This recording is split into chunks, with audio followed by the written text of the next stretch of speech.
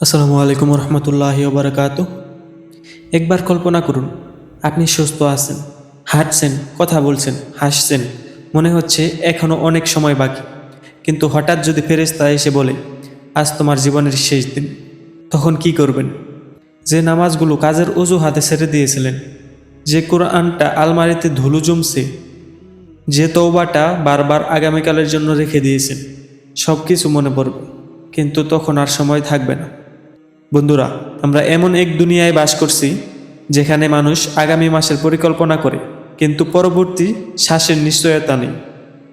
কবরস্থানে যারা শুয়ে আছেন তাদের অনেকেই ভেবেছিলেন আরেকটু পরে নামাজ পড়ব, বুড়ো হলে আল্লাহর পথে আসব, কিন্তু মৃত্যু তাদের সেই সুযোগ দেয়নি।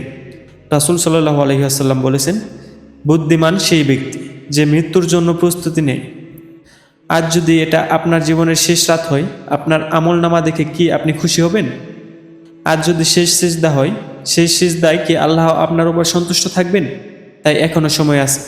একটি নামাজ আর ছেড়ে দেবেন না, একটি তওবাও আর দেরি করবেন না। কারণ আমরা জানি না আমাদের পরবর্তী নামাজটি হবে মসজিদে নাকি জানাজার নামাজ। আল্লাহ তাআলা আমাদের সবাইকে হেদায়েত দান করুক। আমিন।